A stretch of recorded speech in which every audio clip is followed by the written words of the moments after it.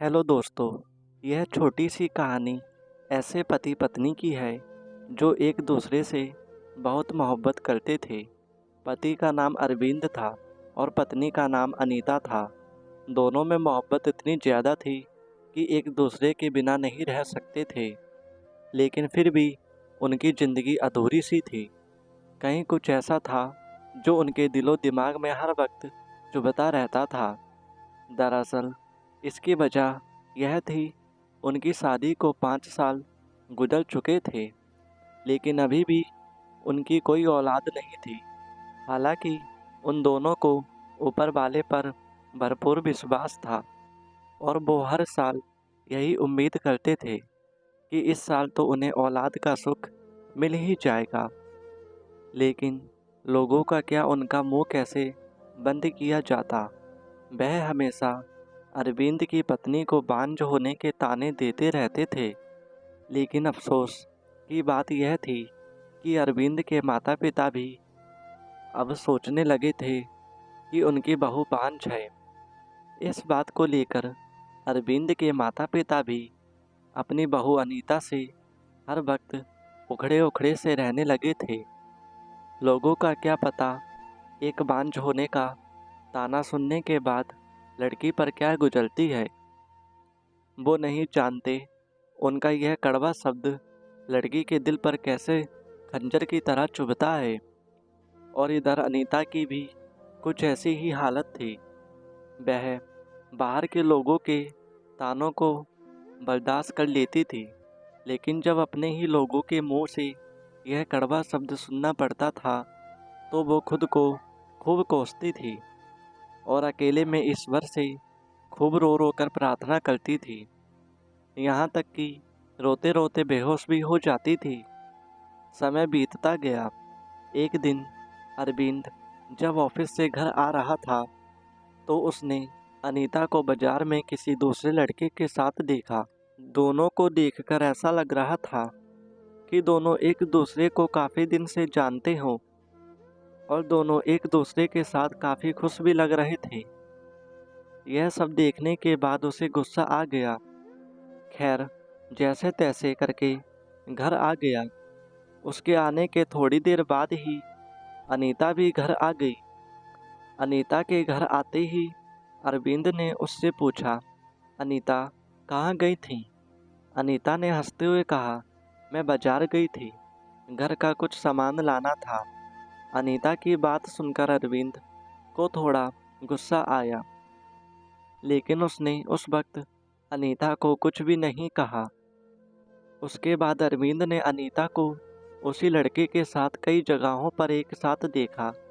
यहाँ तक कि एक दिन वो लड़का अनीता को घर तक छोड़ने के लिए आया। अनीता उसके साथ बहुत खुश लग रही थी। उस लड़के ने अनीता को घर के बाहर छोड़ा और चला गया।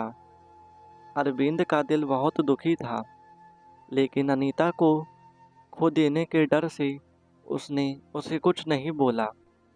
एक दिन अरविंद घर पर बैठा था कि तभी अनीता का मोबाइल फ़ोन बजा। अनीता बाथरूम में थी, इसलिए अरविंद ने फ़ोन उठा लिया।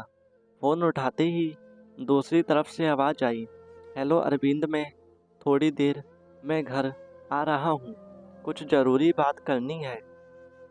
इतना कहकर उसने फ़ोन काट दिया। अब अरविंद सोचने लगा कि उस आदमी को मेरा नाम कैसे पता चला। अरविंद के दिमाग में कई तरह के ख्याल आने लगे। अरविंद को लगा कि शायद यही वह व्यक्ति है जिसके साथ अनीता अक्सर घूमती रहती है। उसने सोचा कि कहीं अनीता मुझसे तलाक तो नहीं लेना चाहती, और शायद हो सकता है कि यह आदमी इसी सिलसिले में बात करने के लिए मेरे घर पर आ रहा हो। अरविंद बहुत उदास हो गया। वह अनीता को नहीं खोना चाहता था, लेकिन उसके दिमाग में यह भी चल रहा था कि अनीता ने उसे धोखा दिया। यह बात उसे मन ही मन खाए जा रही थी। उसे कुछ भी समझ नहीं आ रहा था। सोचते सोचते वो वहीं जमीन पर गिर गया। इतने में अनीता भी बाथरूम से बाहर आ गई और उससे पूछा, क्या हुआ तुम्हें? तुम ठीक तो हो? अरविंद गुस्से से उठा और बिना सोचे समझे अनीता को धक्का दे दिया। अनीता तुरंत नीचे गिर गई और उसका सर पास रखे टेबल के फोन कोने पर लगा। अनीता तुरंत बेहोश हो गई। इधर अरविंद भी उसकी ये हालत देखकर कांपने लगा और कांपते हुए हाथों से अरविंद ने अनीता को अपनी बाहों में उठाया और देखता है कि उसके सिर पर बहुत गहरी चोट लगी है, जिसकी वजह से अनीता बेहोश हो गई है। तभी अरविंद की नज़र अनीता के हाथों में पकड़े हुए एक बॉक्स पर पड़ी। अरविंद ने जैसे उसे खोला तो उसमें एक घड़ी और साथ ही एक लेटर था। उसमें लिखा था कि अरविंद, मैं तुम्हें कई दिनों से बताना चाहती थी, लेकिन सोचा कि तुम्हें सरप्राइज दूं।